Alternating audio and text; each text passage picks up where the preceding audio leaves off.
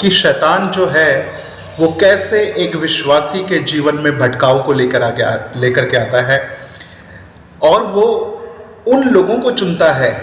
शैतान देखिए हर एक आदमी को आसानी से नहीं भटका सकता है, तो शैतान किन लोगों को देखता है कि वो किसको भटका सकता है, किसको वो नाश कर सकता है, किसको फाड़ खा सकता है। तो जैसे परमेश्वर के वचन में हम पढ़ते हैं तो देखते हैं कि वो गरजने वाले सींग के समान इस ताक में है कि किसको फाड़ खाए। तो वो सबको फाड़ नहीं खा सकता है, पर कुछ लोगों को, चुनिंदा लोगों को फाड़ कर खा सकता है।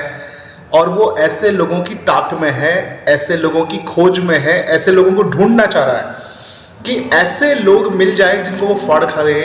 और ये वो विश्वासी हैं जो कमज़ोर विश्वासी हैं, जो आत्मिकता में कमज़ोर हैं, जो परमेश्वर के वचन में कमज़ोर हैं, जिनके पास परमेश्वर के वचन का सही ज्ञान नहीं है।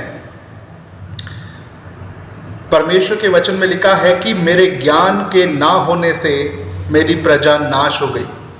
यहोशू 4:6 में लिखा है, होशे 4:6 में, कि परमेश्वर का ज्ञान ना होने से मेरी प्रजा नाश हो रही है। तो परमेश्वर का ज्ञान क्यों नहीं है? और यही कारण है कि शैतान आज लोगों को नाश कर रहा है। शैतान लोगों को बर्बाद कर रहा है, उनके जीवन में उनको परेशानियां ले आता है, शरीरों में, और ऐसे रोगों में उनको ग्रस्त कर देता है, ऐसी दुविधाओं में डाल देता है, ऐसे फंदों में फंसा देता है, कर्जों में ले जाता है, अलग अलग प्रकार के बंधनों में उनको डाल देता है, और वो हताश और परेशान हो जाते हैं। जबकि शैतान से छूटना कोई बहुत बड़ी बात नहीं है, शैतान से आज़ाद होना कोई बहुत बड़ी बात नहीं है। वो बहुत सरलता से और आसानी से छूट सकते हैं यीशु मसीह के नाम से, क्योंकि यीशु का जो नाम है वो बहुत सामर्थी नाम है। शैतान कांपता है यीशु के नाम से। और देखिए परमेश्वर के वचन में किस प्रकार से साफ शब्दों में लिखा है। पर लेकिन आज एक विश्वासी को आदत पड़ गई है कि वो किसी पर डिपेंड हो जाए कि भैया कोई मेरे लिए फास्टिंग कर लीजिए, मेरे लिए तुम प्रार्थना कर दो, मेरे लिए तुम फास्टिंग कर लो, मेरे लिए तुम ये कर दो, मेरे लिए वो कर दो। खुद कुछ नहीं करना चाहता है। एक विश्वासी खुद कुछ नहीं करना चाहता है, वो किसी के ऊपर आश्रित रहना चाहता है कि मेरे लिए तुम फास्टिंग करो, मेरे लिए तुम भूखे रहो, मेरे लिए तुम हेल्प लेके आओ।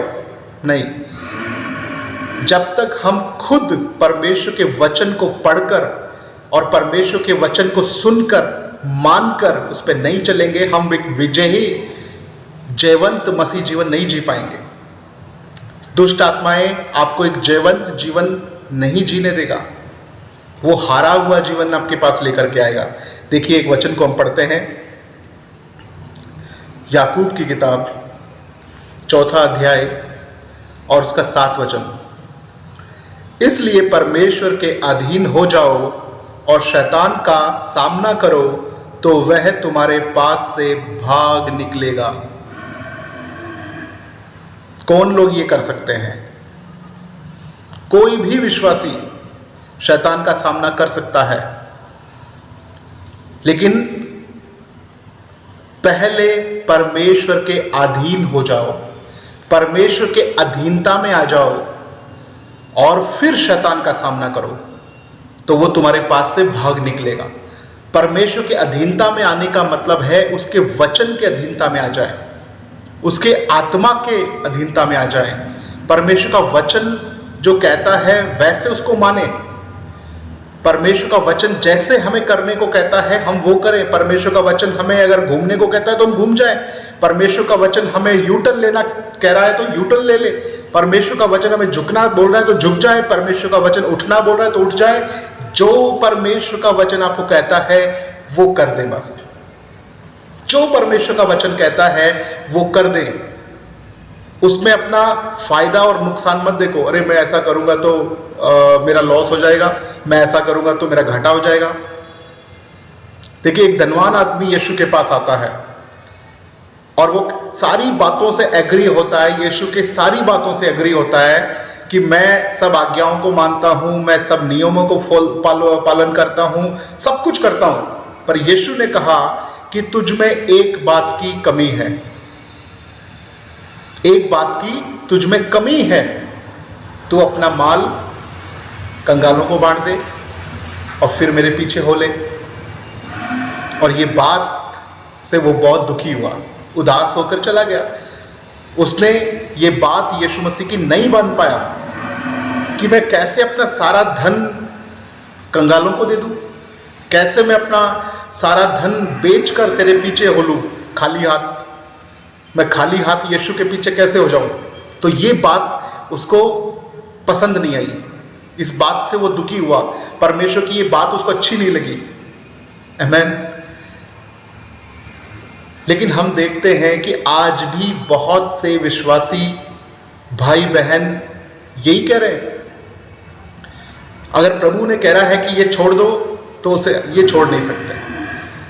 अपने जीवन से भैया इन बातों को छोड़ दो, गुटखा खाना छोड़ दो, सिगरेट पीना छोड़ दो, झूठी चीज़ों को अपनाना छोड़ दो। लेकिन हम वो नहीं छोड़ पाते। एक विश्वासी जो है वो चीज़ों को नहीं छोड़ पाता है, फिर कैसे वो परमेश्वर की भरपूर आशीष को अपने जीवन में पा सकता है? नहीं पा सकता है। लेकिन जब परमेश्वर के साथ वो चलकर चीज़ों को छोड़ने के लिए तैयार हो, आमीन, चीज़ों को छोड़ने के लिए तैयार हो, तब चेलों ने आके पूछा था कि प्रभु फिर किसका उद्धार हो सकता है? धनवान तो स्वर्ग के राज्य में नहीं जा सकते, तो किसका उद्धार हो सकता है? लेकिन प्रभु ने कहा था कि जो मेरे लिए भाइयों को, खेतों को, घरों को छोड़ देंगे वो सुख ना पाएंगे। आमीन। जो परमेश्वर के लिए छोड़ने के लिए तैयार है, परमेश्वर के लिए बुरा बनने के लिए तैयार है। क्योंकि जब परमेश्वर के साथ चलोगे तो आपको कोई भला नहीं बोलेगा, आपको कोई अच्छा नहीं बोलेगा, सब आपको ताने मारेंगे, बुरा कहेंगे।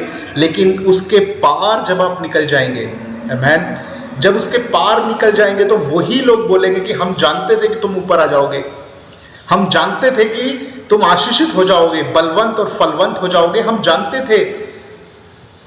वही लोग बोलेंगे। लेकिन आज इस परमेश्वर के वचन को अपने हाथ में उठाने की जरूरत है, यीशु के अधीनता में आने की जरूरत है और यीशु के पीछे चलने की जरूरत है।